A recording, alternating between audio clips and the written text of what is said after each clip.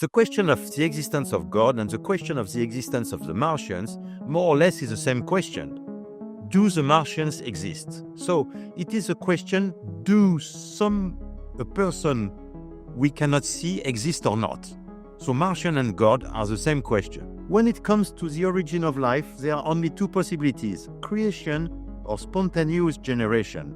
There is no third way, and this we all agree.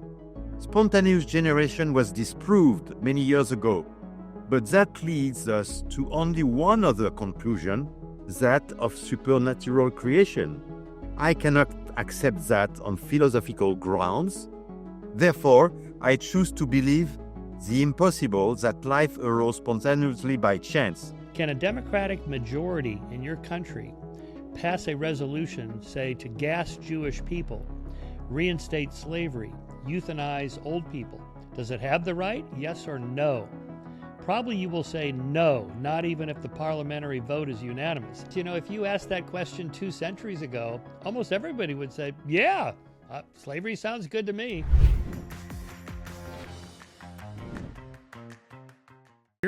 Spans industrial innovation and philanthropic investment in education. He's a graduate of the École Nationale in Toulouse, where he earned a Master's of Science and a doctorate in business administration.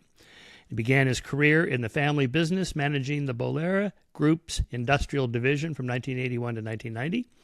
In 1990, he founded France Essor, an industrial group that led major ventures into mechanical engineering and steel manufacturing.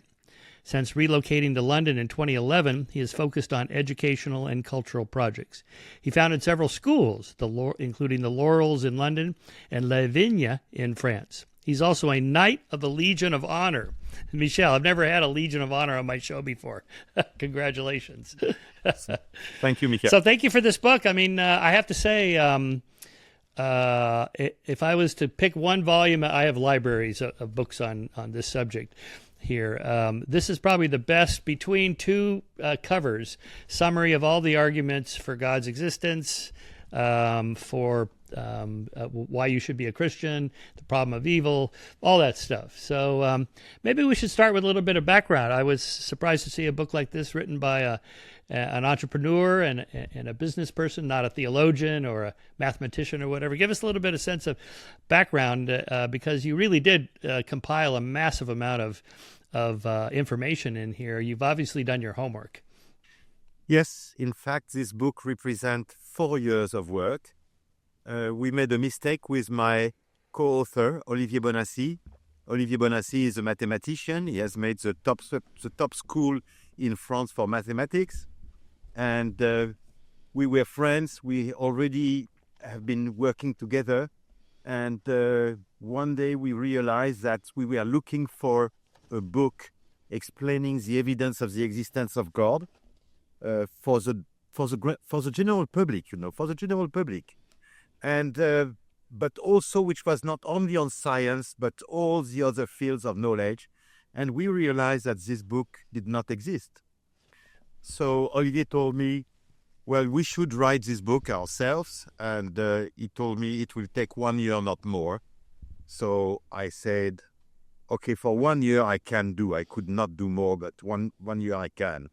So in fact, it took 4 years. And it took 4 years with 25 to 30 experts, scientists, and experts in various fields of knowledge. So it has been a big amount of work, but we are happy because we made it really for ordinary people, for my family, for my friends, because in France, like in most Western countries in Europe, the number of believers has declined extremely strongly. Now, probably in France, only 45% of the population believe in the existence of God, which means 55 do not.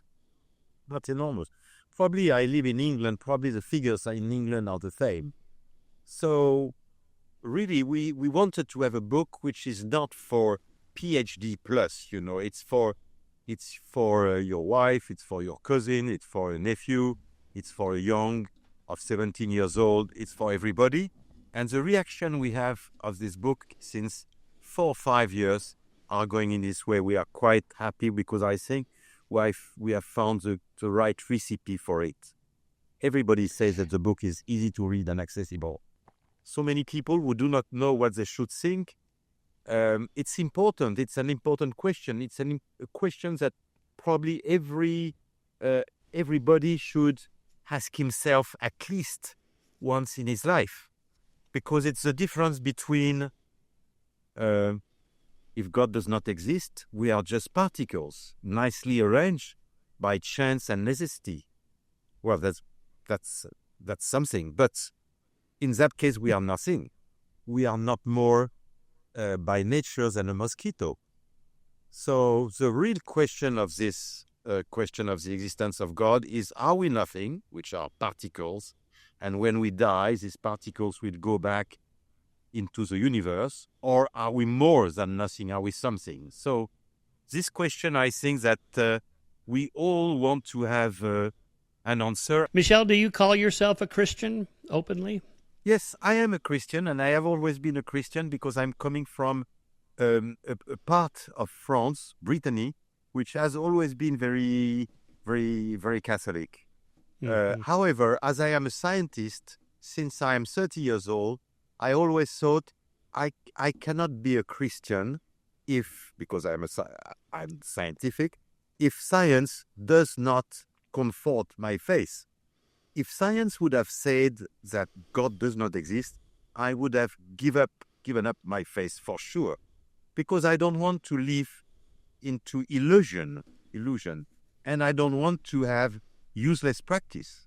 For example, going to church every Sunday, if it's not true, it is a useless practice. So why to make it? So if science had pointed in a different direction, I would have stopped believing in God.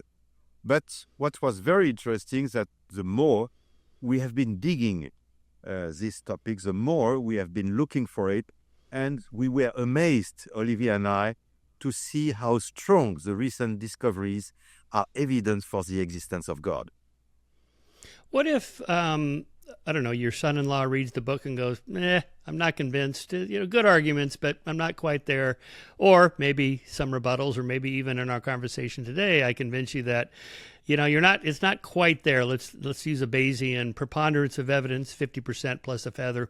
And I'm just not convinced. I can't get to 50%. And I can convince you to join me. Would you stop being a Christian? Would you say, you know what, I don't think Jesus died for my sins and so on? Or is that based on something else, and these are reasons to believe ones you already believe? So first for me, science is number one. So I would not accept to have a faith in contradiction with science. And now for my son-in-law or for other people in my family, it's very important to say that there is no absolute proof for the existence of God. Absolute proof is something like the theorem of Pythagoras. So you have an absolute proof which everybody will accept. We are not bringing an absolute proof because this does not exist in science. We are bringing evidence. It's like in a court. In a court, if you have a criminal and the prosecutor is bringing evidence to the jury, it is, for example, fingerprints, it is a blood trace, it is a DNA. And all this is not an absolute proof because it could be a hoax, it could be a fake news, a fake evidence. So it's never absolute proof. But when you are like the jury, when you have, we have a scale in our mind, and you have the two sides on the scales. If you have many evidence which are piling up in one scale, in one side of the scale, then you can reach a conviction beyond all reasonable doubts. So we are not bringing a proof of an absolute proof of the existence of God. We are bringing evidence, and there is a lot. But there are so many evidence which are independent one from the other, converging, and many. So I think that a normal, rational people should have the conclusion that the most reasonable thing to believe is that there is a creator God. However, to come back to this question and to your question, we have to keep in mind that the question of the existence of God is a passionate question also. It is a scientific question, it is a question of reason, but it is also a passionate question. Why is it a passionate question? Because everybody understands very well that the existence of God in the mind of many people could be a limitation of freedom, could be also a judgment, a moral judgment. And many people do not want to have a moral judgment. They don't want also to have the feeling that there would be a limitation of their freedom. So this passionate question is making that many people, even if they have all the evidence in front of them, will not choose the decision that God exists. And for example, we have an excellent citation of a Nobel Prize, George Wald. He is a medicine Nobel Prize winner in the 60s or in the 70s. George Wald, he say, when it comes to the origin of life, there are only two possibilities, creation or spontaneous generation. There is no third way, and this we all agree. Spontaneous generation was disproved many years ago, but that leads us to only one other conclusion, that of supernatural creation. I cannot accept that on philosophical grounds. Therefore, I choose to believe the impossible, that life arose spontaneously by chance. So this is page 282, that's citation 65. This one is very interesting because George Wald is a very frank man. What does he say finally? He says something very simple. Yes, we have evidence for the existence of God, but I don't want God in my life because philosophically I don't want that. So I have decided that I will believe in something which I know is impossible. So it's a passionate question. Another example, if you give me 2 minutes, is to see the question of God and the question of the Martians. Well, the question of the existence of God and the question of the existence of the Martians more or less is the same question. Do the Martians exist? So it is a question, a person we cannot see exist or not? So Martian and God are the same question. If you see the question of the Martians, nobody will fight for that. There is no dispute. Everybody is nice. We are smiling. We are sending rockets into space. We are listening. We are spending a lot of money, and everybody says if the Martian exists, we are very happy. It's good fun. Well, if they don't exist, it's too bad. And when it's God, which is finally a Martian-like bigger, we know there is tension. We know, unfortunately, that it's passionate. Okay, let me make a couple comments there. Nobel Prize winners appear a lot in your book. I'm not particularly impressed by that because Nobel Prizes are given for solving very specific, narrow, hard problems in different fields. That does not qualify people to comment on economic systems or political systems like Einstein regularly did, and people paid close attention. We need a one world government, or whatever. And so I never put a lot of credence into when Nobel Prize winners comment on problems in other fields that they know nothing about. In any case, your quote from Wald is a little strange. Spontaneous generation. It's either the divine creation or spontaneous generation. Well, nobody says that today. Nobody uses that phrase, spontaneous generation. We're talking about the origins of life. We don't have a good answer, a theory for that. There's a dozen different theories. I just had Sarah Walker on the show.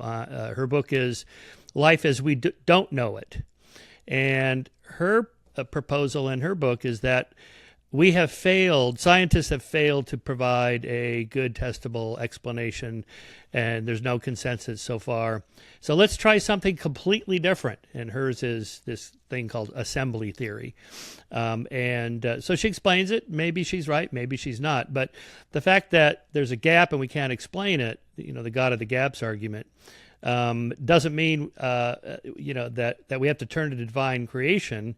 Maybe we just don't know. So, like in your choice between, God created the universe or everything is just material. Well, how about we just don't know? What's wrong with just saying, I don't know? We don't know yet. Science is young. There's some big questions we still don't know. And instead of turning to a supernatural intervention, why not just say, let's keep working on it and leave it at that?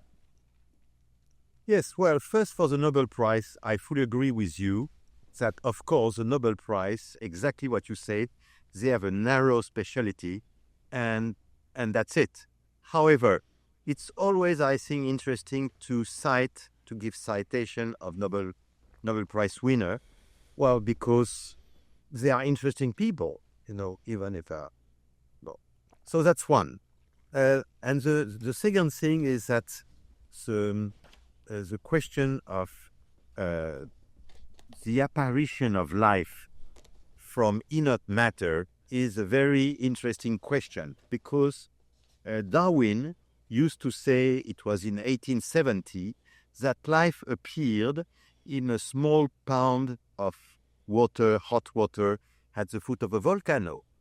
And, there was thunder, there were wind, and there were chemical products, and all was shaking all that, and it gave a first cell. And this belief from 1870 has been going on until 1955. And in the 1950s, there were in the United States 5 different laboratories which were working on primordial soup, primitive soup, primordial soup, which is trying to work on the idea of Darwin. And Miller, for example, in Chicago, the experiments of Miller in Chicago are very well known. But what happened is that in a few years after, Crick and some other American scientists have discovered DNA, RNA, and ribosome. And all this laboratory have closed down because nobody believes anymore today that a first cell has appeared from a small pound of hot water at the foot of a volcano. Because we know now that a cell is including computers, software language, and a lot of information.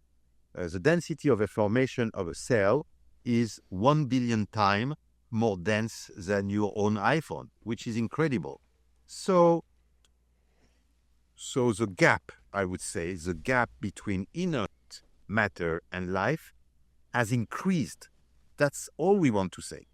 On my side, with my co-author, we believe that life has appeared from inert matter, but due to some fine-tuning that we still ignore.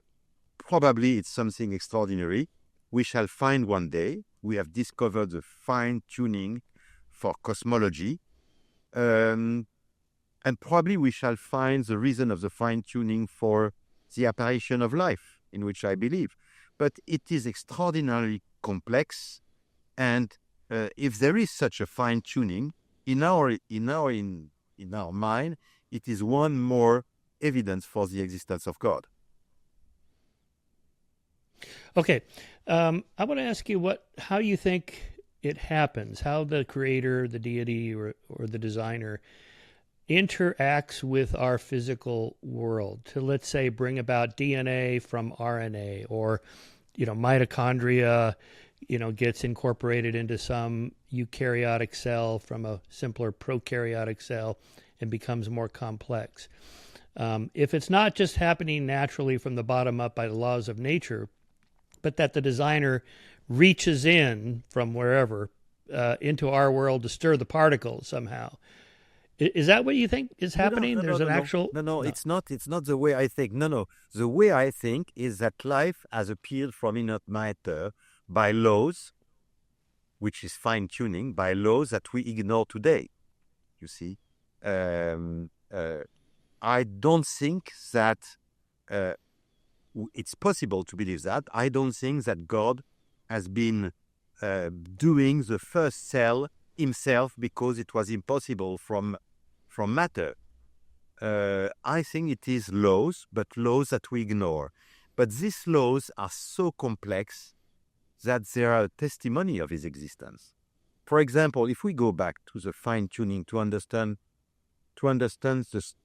how strong is the fine-tuning, we know, for example, that the speed of expansion of the universe after the Big Bang, we know the number perfectly well. This number, we know the 15th first decimal of this number. You imagine, 15 decimals, the 15. And we know with the computers we have and the mathematical model of the universe, we know that if we change the 15th decimal of the speed increased by 1, then the speed is too fast and the planet will never exist. And if it is 1 below, the speed is too slow and there will be a big crunch. So it's just something amazing. We are facing something which is completely amazing. So all these laws have been designed from the very beginning. And my belief is that there are other laws which have been designed for the very beginning, which are laws of universe and which have made possible the apparition of life from matter.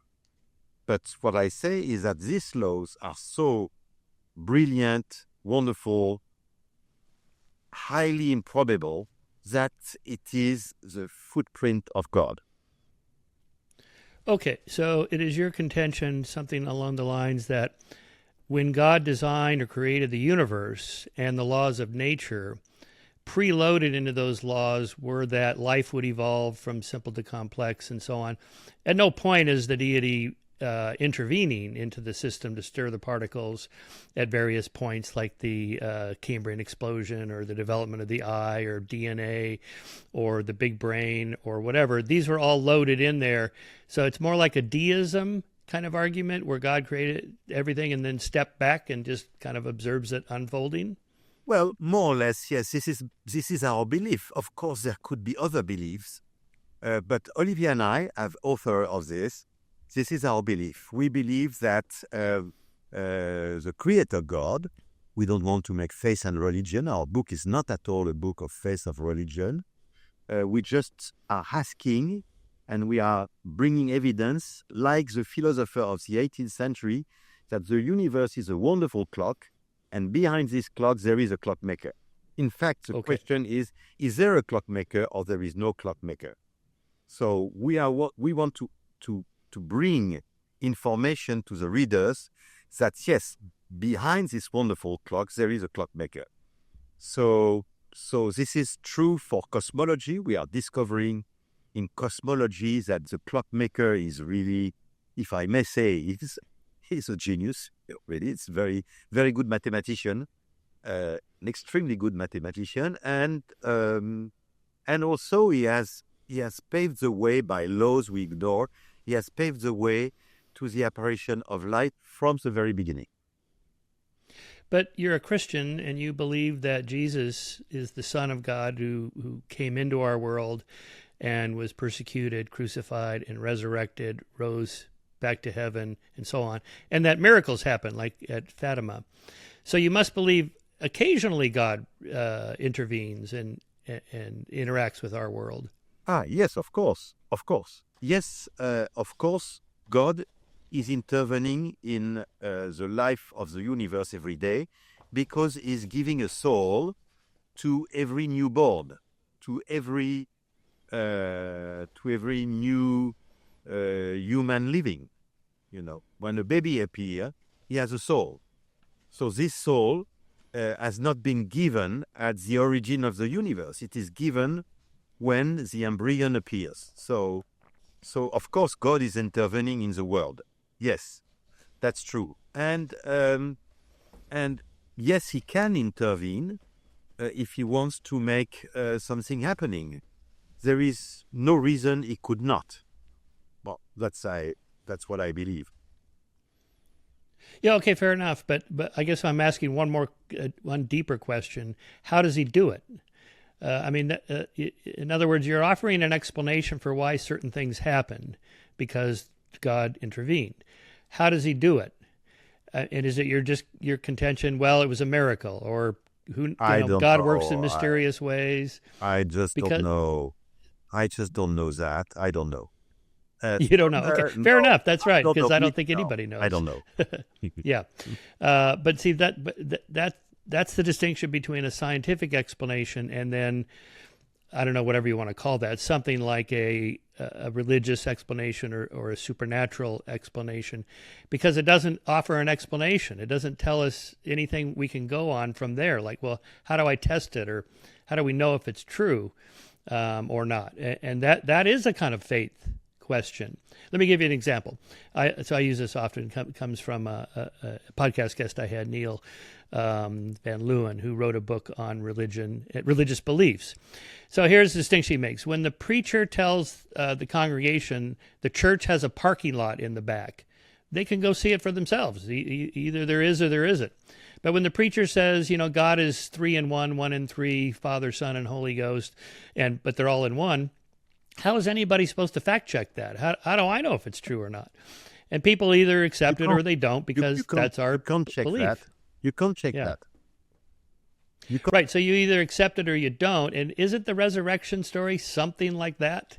I don't know. What I think is that there is 2 different chapters. Chapters 1 is there a creator God? Is there a creator God is a question of reason and science, which means that with very high certitude, we can reach the certitude that there is a creator God only with science and reason. And some others say, looking also at the beauty of the universe, the harmony and all these things. And all the Christians have always said that we can reach the existence of God through reason. That's one thing. That's reason. This is the existence of God. Now, what you are talking of is revelation. And revelation, of course, it is impossible for man to know anything about God. What we know from God is revelation, which is it has come from God himself. So revelation has started with Moses at the top of Mount Sinai. So, or Sinai, I don't know what is exactly the pronunciation for you. Sinai, yeah.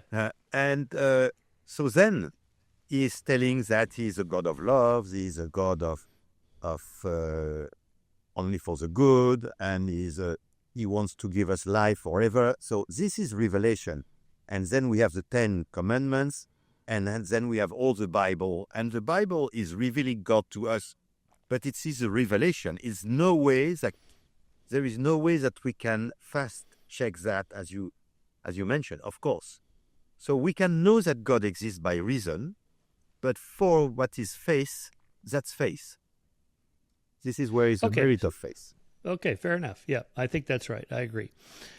Now, on your use of science and reason to arrive at a conclusion, let's think in a Bayesian way. That I mentioned the preponderance of evidence is 50% plus a feather versus the courtroom version. I think that you're using beyond a reasonable doubt. But in any case, let's apply Cromwell's rule of Bayesian reasoning. Oliver Cromwell famously said, "I beseech you in the bowels of Christ, you might be mistaken," that you never assign a 0 or a 1 to any proposition in Bayesian reasoning.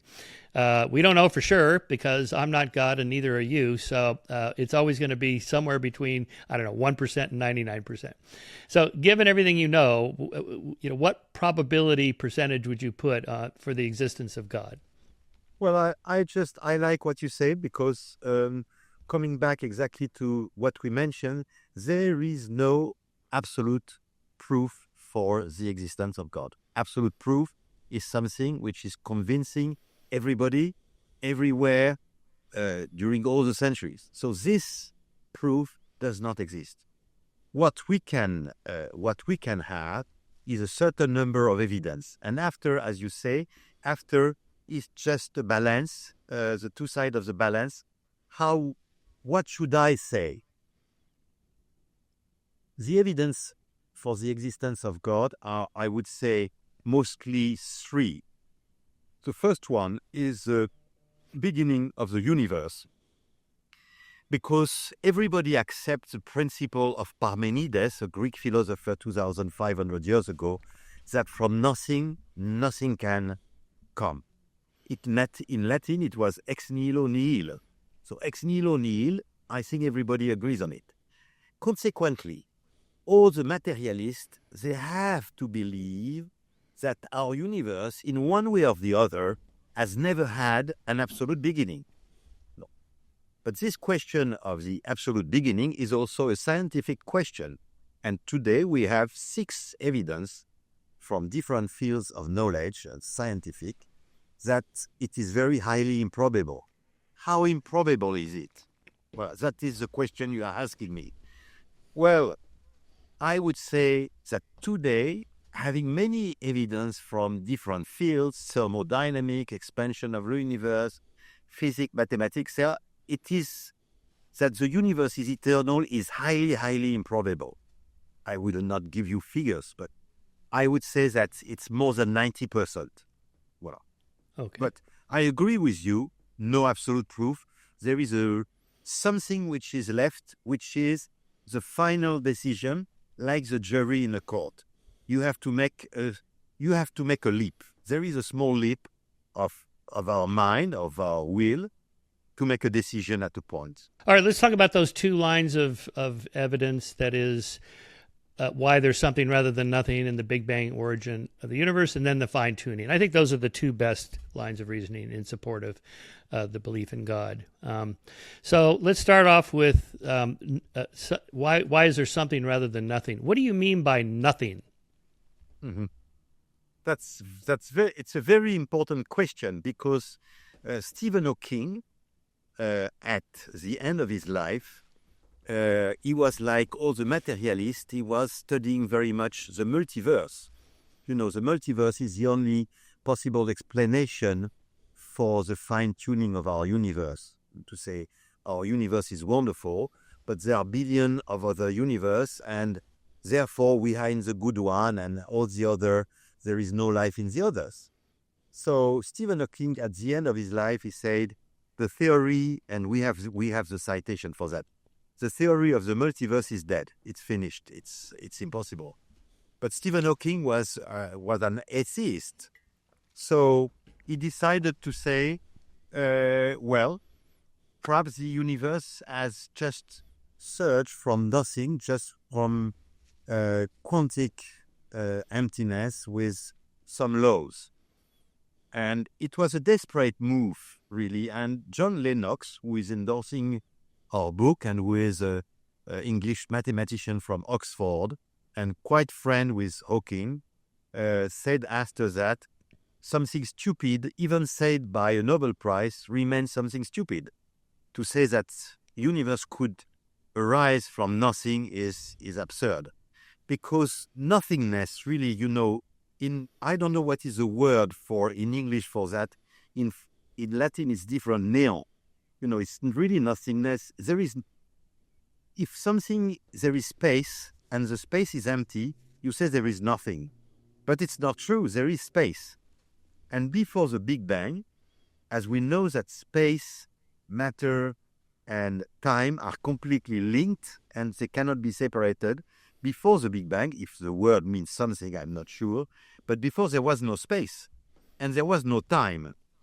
So, as usually used by people, if there was no time and no space, then the cause of the universe cannot be coming from space or time. So it's a cause which is not inside time and inside space. So it looks like very much to the philosophical definition of a spirit who is almighty. So if we don't like the word God, we can say it looks like a clockmaker.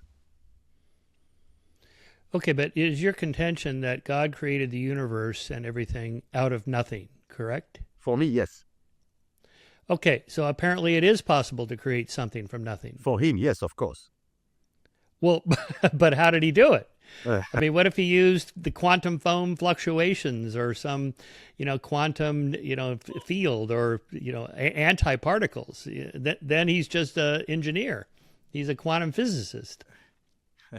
Well, first of all, I want to say a personal belief. I believe that God is really a fantastic mathematician and physics. So I think He's a genius.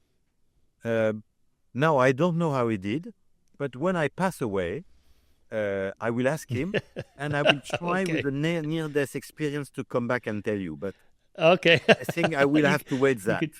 Yes, you could channel your answer to me. Yes. Yeah, or maybe I'll see you there. I don't know. Maybe Well, I won't go I'll try to pass it to you. Well, I know you, so maybe that gets me in. If you start taking stuff out of the universe, you take out all the matter and energy and so on, you still have the mental concepts like consciousness and awareness. You have all the Platonic ideas, abstract objects, numbers, logic, forms, propositions, possibilities, mathematics. You'd have to get rid of all that. And then if there's truly nothing, then there can't be God either. So then what are we even talking about? I would like to give you a survey. Today, it's a survey which has been done, seriously. 99% of scientists and philosophers and intellectuals agree on the Parmenides principle, which is ex nihilo nihil, which is better said that there is nothing, ex nihilo nihil. So we have to agree on logical principle. If we go too far and we deny the logic and we deny the logical principle, then in that case, we cannot do anything. We have to stop completely because, for example, if we also deny the causality principle, the principle of a cause, then we have better to go fishing because there is nothing we can do. So, yes. So I think that today, more or less everybody accepts the ideas ex nihilo nihil. And this is why materialist, which is a very respectable belief, it's respectable belief. I mean, I have plenty of people around me who are very good people, very good person, and we are materialists. So this is not discussed at all. But materialists, they agree that they must believe that in one way or the other, our universe is eternal. And today we have 6 evidence, I can give it to you very quickly, 6 evidence that this is almost highly impossible. The first one is coming from thermodynamics, which is the most important one, is that matter in our universe, everything wears out, so everything will die. Well, it's very important because there is an arrow of time. There is an arrow of time. And this arrow of time, we cannot get backwards in the arrow of time. We are in a train which is going only forward. Just between brackets. This, in a way, proves that all the religion and belief that everywhere is starting again, all this kind of eternal return. Yeah, exactly. Time cycle. It's not true. In our universe, it's not possible. So this is thermodynamic is signing the death of the eternal new beginning, That's what. So there is an arrow of time, and we cannot go back in the arrow of time. So this is the first evidence. The second evidence is given also by thermodynamics because the order of the world is decreasing. The disorder is increasing. So if we look backward, the order was increasing going back to the Big Bang. And if we go backward, if the order is increasing, there is necessarily a limit to the order. The order cannot grow indefinitely. So thermodynamics is bringing 2 evidence that our universe cannot be eternal. Then you have the expansion of universe that everybody know with the Big Bang. But then after, we have discovered in physics that infinite does not exist, in fact. If we take, for example, the speed limit of the light is the maximum. There is nothing infinite in speed. And in geometry, the quantum mechanics tells us that there is a minimum in geometry. This is a quantum. And so physics says infinite does not exist. Infinite is a mathematical notion. And then after, Hilbert and Cantor, 2 very important mathematicians, They have made works, and Cantor and Hilbert have said infinite is a pure mathematical notion. In physics, it does not exist. So if infinite does not exist, an infinite time in the past does not exist either, and then our universe cannot be eternal. So you see that we are independent evidence that our universe cannot be eternal. And then if it is not eternal, and we apply the principle of Parmenides, then we believe that there is a cause. If we don't like it, which I can understand for a materialist, well, you can say that you don't agree with the facts of the principle of Parmenides, or that you don't agree with the principle of causality, or that there are billions of universes. So that's the possibility if you are materialist of what you can, what you have to believe, in fact, because to be a materialist today, you need to believe many things, strange things and weird things, but it's important. A materialist is not an unbeliever. That's not true. I guess I'm a materialist, I guess. I don't have any problems with the Big Bang. Whatever is true, regardless of what I want it to be. But at some point, we don't know what banged the Big Bang or what there was before time began. We can only get to within 300 million years of the Big Bang, or 3 minutes within the Big Bang, depending on what you're analyzing. But to go before that, as you point out in your book, is to ask what's north of the North Pole, what was there before time began. There's kind of a conceptual, meaningless question. We can't get at it. There's some epistemological wall we're going to hit there. So for me, I just say, I don't know. I mean, we just don't know. I just had, let me just read to you something. I had these guests on my show, this book, The Battle of the Big Bang, New Tales of Our Cosmic Origins, Nayesh Afshorty, he's a cosmologist, and Phil Halper is a science writer. Okay, so here's what they write about this. They conclude the phrase "follow the science" should really be amended to "follow the science and embrace uncertainty." That uncertainty includes the theistic claim that the Big Bang proves the universe had a beginning, and that since something cannot come from nothing, there must be a deity behind it all. To which they respond, "We are on the edge of knowledge, not knowing if glories or ruin await. But while we currently cannot conclude in favor of any one model, the fact that the debate is still ongoing can have major implications for the way scientists understand cosmology.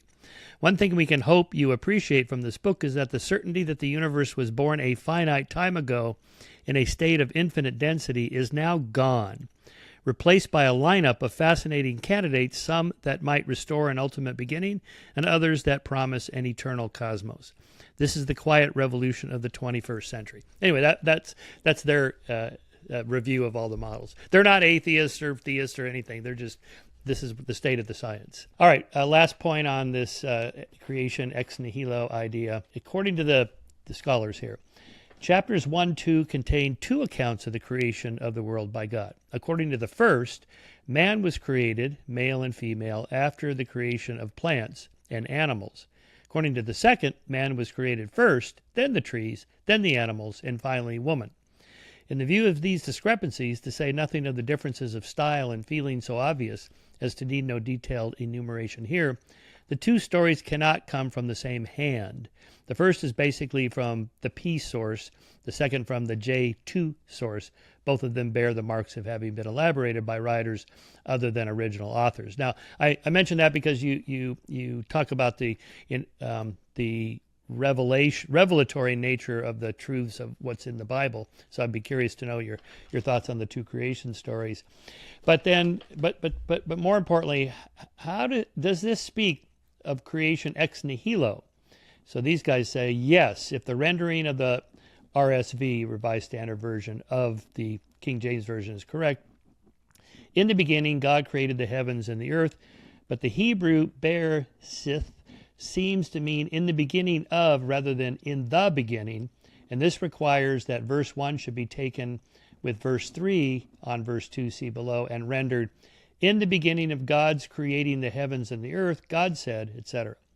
With this rendering, the meaning is less clear, and so on. Anyway, it kind of goes on and on about that. How confident are you that, this idea of creation of something from nothing, ex nihilo, is really what is meant by Genesis 1:1. For Bible, which is a very interesting topic, very interesting and very strange book, very interesting topic, we have to know that there is 6,000 words. It's a very language which is very limited at that time. When they are writing that, they are probably 3,500 years ago, and language and knowledge has grown very much since. So we know that the number of words existing when they have been writing this, it's 6,000 words. 6,000 words. In English, there is 200,000 words. Just imagine that. 6,000 words, 200,000 words. And in addition, when they were writing that, there was no paper and no pencil. And it was for memory. So we have to consider very well the context of the Bible, which is that it has been given to a population which has nothing to do with us. Their knowledge was very, very small. And the number of words they had was also very small. So that's a very important point. So we must not try to get out of Genesis more than it was possible. Because, of course, for example, the word ex nihilo does not mean anything. For these people, they were peasants. They were having sheep and, well, we must not, it's not Jean-Paul Sartre and Althusser and, Right. it's not that. Right. It's 3,500 years ago. So let's see the context. There are a few words. For example, some people says also, why is not the Bible saying it has been made in 6 days when we know it is 13 billion years? Well, then I reply, when I reply to people, the word billions is dating the Middle Age, between the Middle Age and Renaissance. French mathematicians, but it's 2,000 years after Moses. Billions is a concept. There is a word, but it's also a concept. The concept did not exist. So if God wanted to give Moses the real age of the universe, 13 billion, or for the Earth, 4 billion, he was unable because the words do not exist.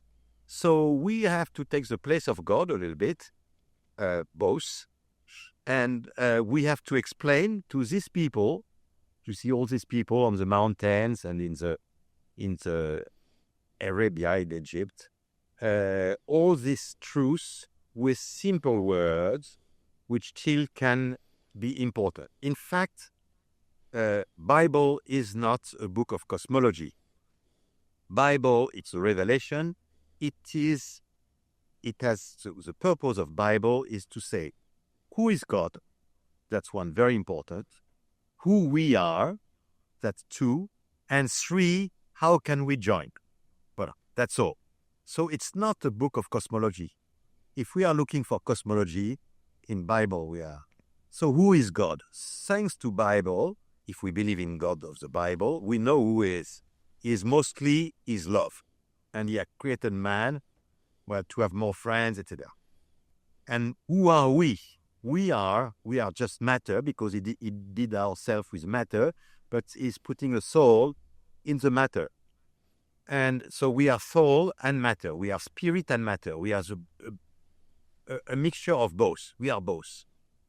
And then what could be the path so that man could join at the end God? So that is the path. And the path, we know it. Say you won't kill, you won't steal, you won't cheat, you won't lie, etc., etc. So this is the 3 things of the Bible. And to be looking to extract from the Bible cosmology or science would be a misunderstanding of Bible, of what Bible wants to do, and of what Bible could do, because it's not possible. It's just impossible. God had in mind to give men in general, all men in general, truths which are important to understand that there is only one God. And for example, if you take the question of the sun and moon, it's very important. At the time of Moses, or before and after, there were kingdoms. There were wonderful kingdoms and empires. Think of the Egyptians. They were fantastic. You know, they had the pyramids, they were very intelligent, they had library, they had astronomers, they had mathematicians, they had philosophers, and also the Persian and the people from Babylon, and also the people from Nineveh, and also after the Greek and the Roman. All this empire, all these kingdoms, they were very intelligent, they were very rich. And all these guys, they all believed that the sun was a divinity and that the moon also was a divinity, and they were giving names to these divinities. And there is a page in our book where we are giving all the names of the divinities given by everybody, including the Inca and everybody.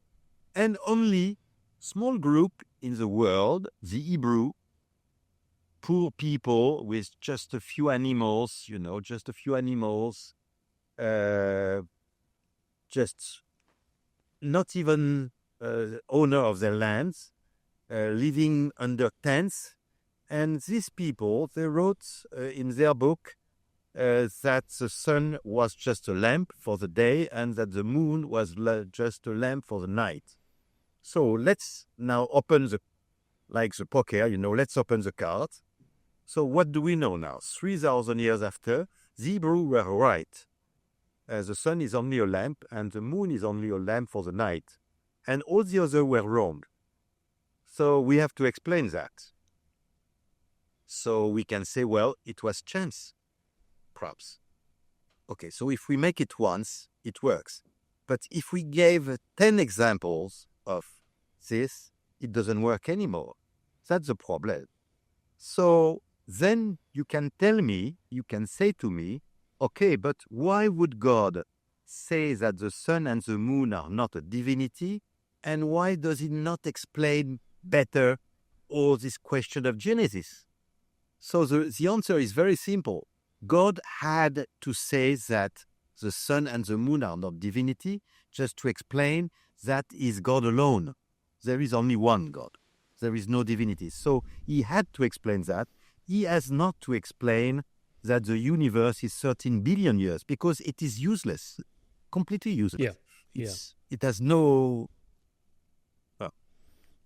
Yeah, no, I see where you're going with that, and I agree. But then what do you make of other stories in the Bible, Jonah being swallowed by a great fish or whatever, the plagues of locusts and the parting of the Red Sea? I mean, I take to task a lot of skeptics and atheists who say, oh, I have a natural explanation for that. It was an asteroid strike or it was a volcano eruption or whatever. But what if it's a story not meant to be taken literally? As you said, it's not a book of history and cosmology and science. It's, it's something else. And that the point of those stories is something else. It's a moral homily. We're supposed to get a message about the importance of, trust, relationships, cooperation, tribal loyalty, and so on. That's what those stories really mean. Or redemption, forgiveness, starting over. But my question for you is then, when you're reading the Bible, which stories do you take literally? This one's really true, like you have a whole chapter on Jesus' resurrection, that it probably actually literally happened. So I gather you would say, I'm not reading that metaphorically or mythically. It's literally true. But why that one and not, Jonah being swallowed by a great fish or something like that? Well, there is, perhaps we don't have time, perhaps we'll do another day, but the answer of this is the story and what is inside the story. So the story is like a capsule. It's like the story is a can. It's like a bottle. The story is a bottle, and inside the bottle there is water. So we have to judge. And the goal is the water in the bottle. And the bottle itself should not be, we should not read the bottle itself as it was a literally story. I don't know if you know La Fontaine, The Fable of La Fontaine? No, you don't know. So it is a very well-known story of a fox and a crow, and the fox is very intelligent, and the crow is full of pride. So the crow, so La Fontaine is a French writer of the Middle Age, a little bit Renaissance, and the crow arrives, and the fox says, the fox sees that the crow has a big cheese in his mouth. So the fox is trying to know how he could get the cheese. And of course, the crow is on the top of a branch, so there is no chance for the fox to get it. So the fox is starting to flatter the crow and say, you are so beautiful, so intelligent, so extraordinary, and everything you have, etc. And at the end, after several minutes, the crow is so happy that he is opening his mouth to say, yes, I am wonderful. But then when he's opening his mouth, the cheese is falling on the ground, and the fox has been successful. He takes the cheese and he goes away with it. So the morality of this story is that it is very dangerous to accept flattery, because you always lose something when you accept flattery. So you see, there is a story, and you can say that if you say that this story is absurd because a fox is never talking to a crow, then you are like in the Bible. The fox never talks to a crow, of course. But what is true is the inside of the story. The morality of the story is true. We have to be careful of flattery, you see. So it's all the question of the Bible is a little bit between the content of the story, the inside of the story, and just the perimeter, the just external part of the story. So we have to meditate on this story, not to consider that they are true. For example, for Jonas, you were mentioning, we must not consider that Jonas has been really in the stomach of a fish for 3 days. Right. Yeah. Well, okay. But back to the resurrection of Jesus, you do accept that not as a mythical story with a moral homily, but as literally happened. And so just generally, if that's true, why don't Jews believe it, except for the Messianic Jews for Jesus? But most Jews don't. They know all the arguments. They just say that's not what the Old Testament prophesies Jesus, the Messiah, would be like, so we don't accept it. In other words, to me, that question is in a different category than the Big Bang or the fine-tuning, where you're trying to convince people, look, the preponderance of evidence is here, not there, so you should believe this one instead of that one. If that was true for the resurrection, shouldn't Jews look at all this evidence and arguments and go, yeah, you're right, I was wrong about the Old Testament. I guess Jesus is the Messiah. Why don't they do that? Because it's the same exactly as we mentioned with all the evidence for a creator God, for the clockmaker. We have evidence, we have no absolute proof. So after it's someone has to make a decision. There's about 1.8 billion Muslims in the world today who believe Muhammad's miracles just as strongly as Christians believe in the miracles of Jesus.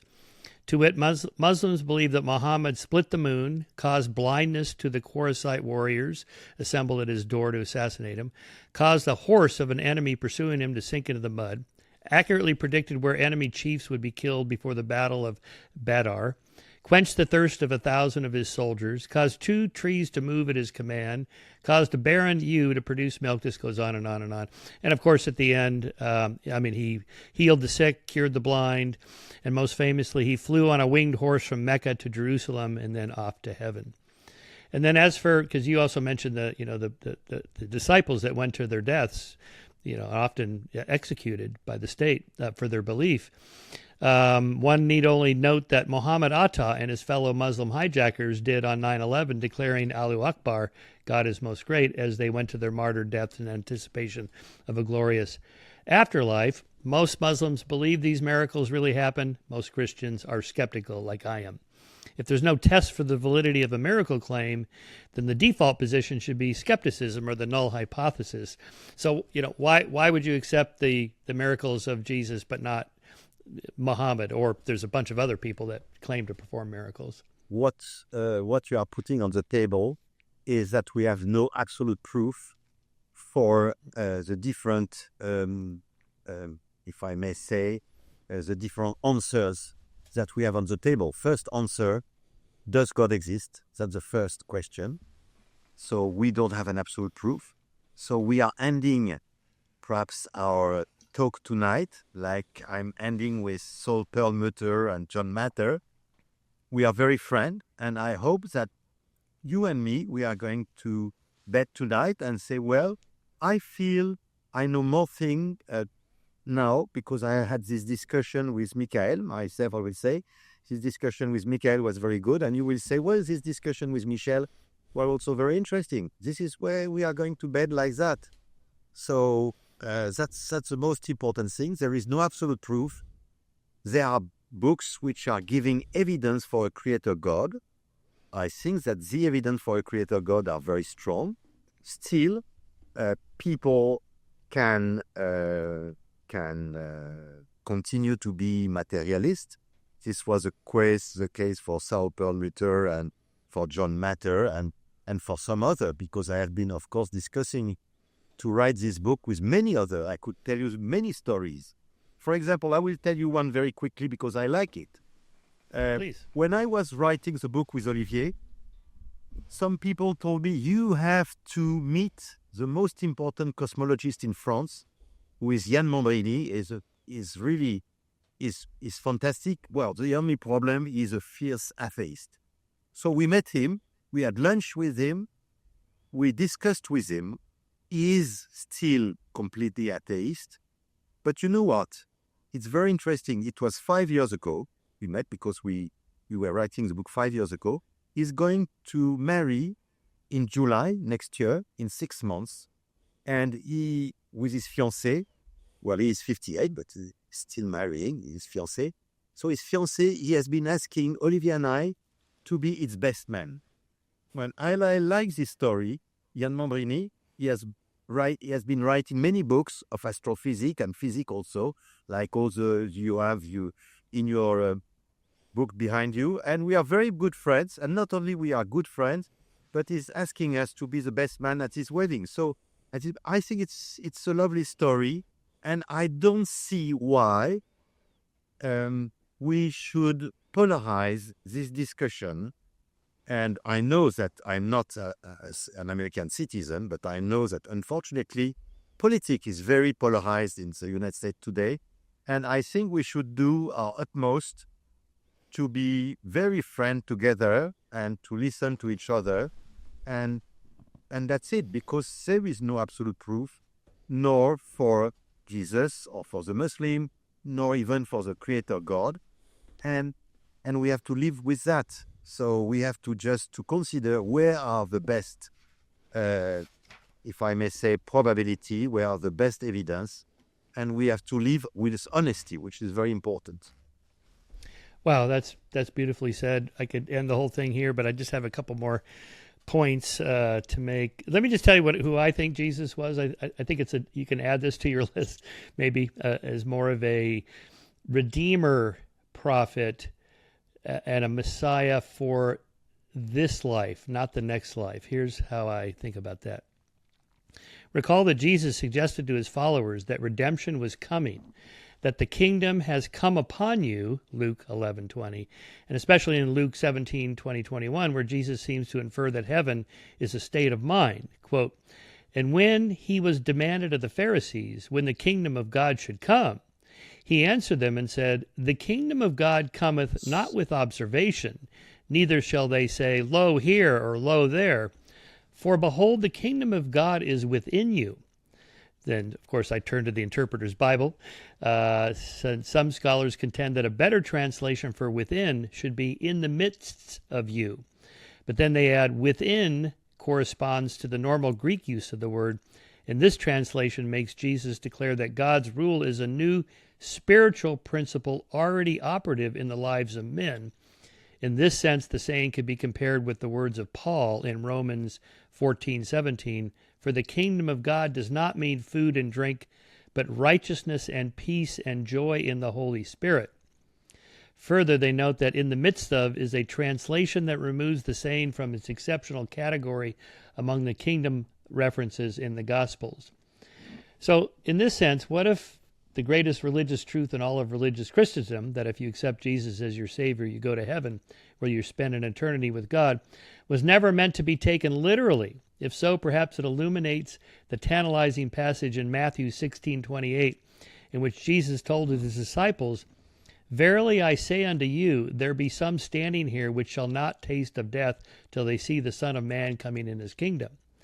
Maybe Christians have been misreading passages like this for centuries. Maybe the kingdom to which Jesus refers to is the heaven within ourselves, or the heavenly communities we build here on earth. Anyway, okay, so that's how I interpret who Jesus was.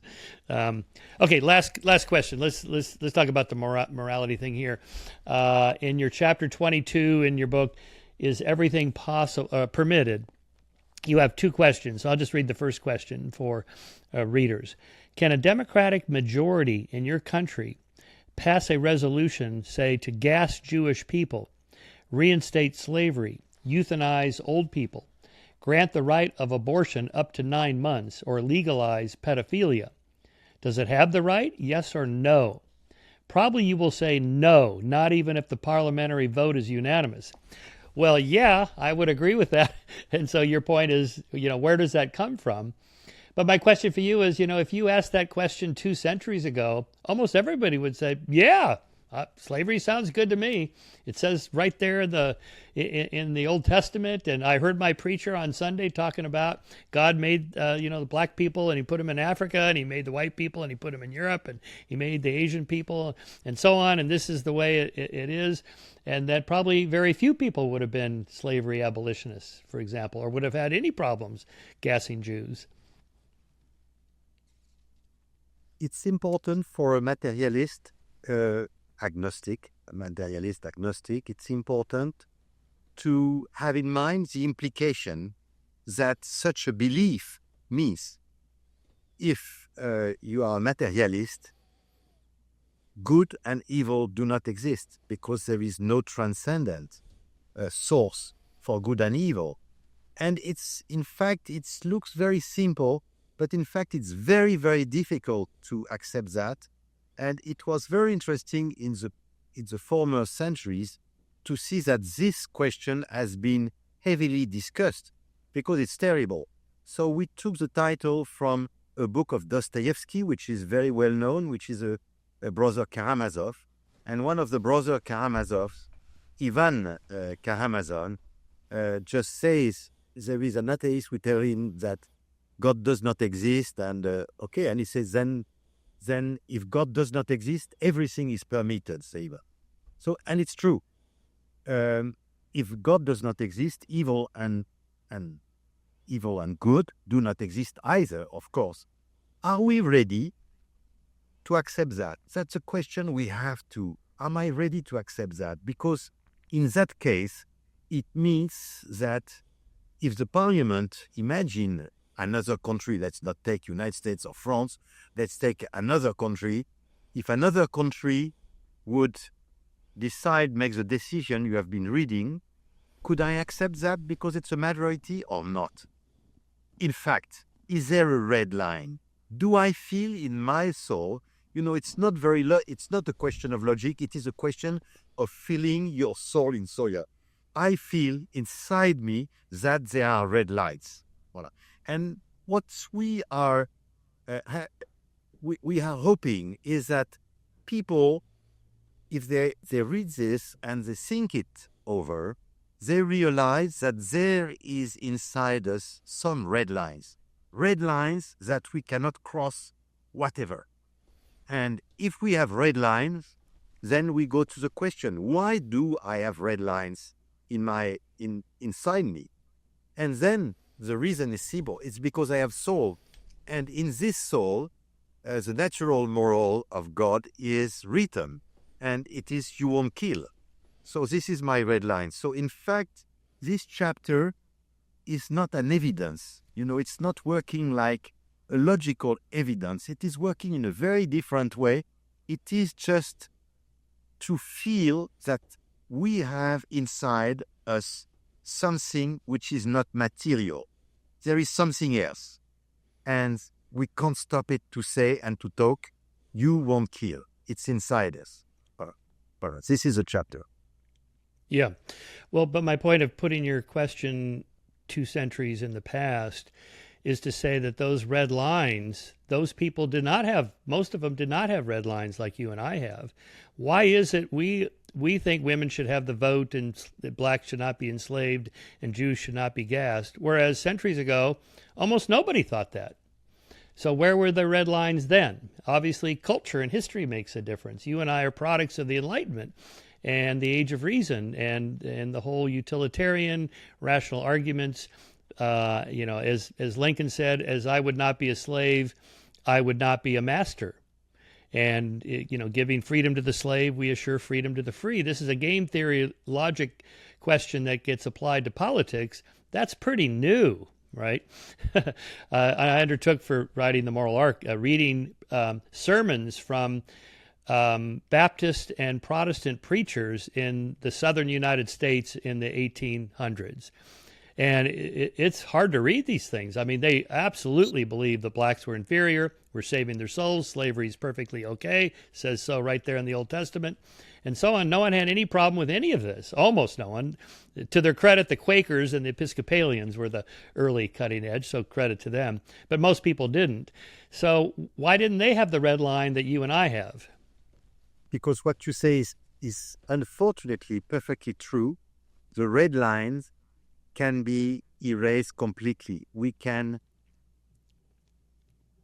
piling injustice, doing bad things. When you do bad things, the more you do, you lose sight completely and you lose the perspective of the red lines. This is what happened to many people, and they lost the red lines of slavery because of greed. Well, it's very simple. Unfortunately, it's terribly simple. So there were red lines, there are red lines, but these red lines, they became blind. And why did they become blind? They became blind because they wanted money. And for money, they were ready to do anything. It's a terrible story. But greed, we know, has led men to do horrible things. It's a pity. Yeah. Well, I guess your deeper question. We can lose the sight of the red lines, the view of the red lines. Yes. Unfortunately. Well, your deeper question is, where do the red lines come from in the first place? Not why don't I feel guilt about this or why do I feel guilt about that, but why would you feel guilty about anything? I think that's your larger point. So there, again, you posit that God gave us this sense of right and wrong at that red line. Whereas I, as a materialist, I guess would say we evolved that in the sense that you cannot be a social species and interact with other people without feeling a sense of altruism and cooperation and or guilt and shame of violating contracts and agreements and so on. These are evolved emotions, just like hunger and lust and love. These are evolved emotions to propagate the species, and that I think the moral emotions are part of that. And one more move that I make is that it's not enough to pretend to be a moral person, but you're really a Machiavellian manipulator. You're a psychopath, and you're just using people. But that you're a more moral person if you actually believe it yourself. Like the reason I want to be nice to you, Michel, and do something nice for you. Is not so that I hope you do something nice for me in return, because that would be kind of a cold calculation, but that I actually feel good doing something nice for you. And that makes it even more convincing to you that I really do like you, so you can trust me more because you can tell I care, right? Because I feel the emotion inside. Anyway, that's my materialist explanation for that. But you have seen that in that chapter, we are mentioning this explanation which is a Darwinian evolution of the moral, because it is more efficient. So there is a possible explanation of our red lines as being more efficient. So we are giving this explanation. We cannot say, like in the other chapters, that it is absolute evidence of the existence of God, that we can't accept that everything is permitted. So there are some possible explanation using just the Darwinian evolution in a way not of biologic evolution, but of sociologic evolution. There is a sociologic evolution which has made that we are more efficient if we respect each other. So this explanation exists. It's a possibility. Exactly that the multiverse can be an explanation for the fine-tuning, and that the cyclical universe can be an explanation for the beginning of the universe. Voilà. Yeah. So well, we know both that we shall get out of this interview without getting an absolute proof of one or the others. There is no absolute proof. We are getting out of this interview with just some more knowledge and some interesting thoughts, perhaps, which shall help us one day to know more things and to make a different judgment, perhaps one day. That's all. Well, I think that's a good place to wrap it up. I think there's a reason your book has sold more than 400,000 copies, and maybe it will do so in America, because these are the most important questions anyone can ask anywhere, anytime. And we have explanations, so you be the judge of what are the best explanations for these problems. Read the book. All right. Thank you, Michel. Thank you, Michael.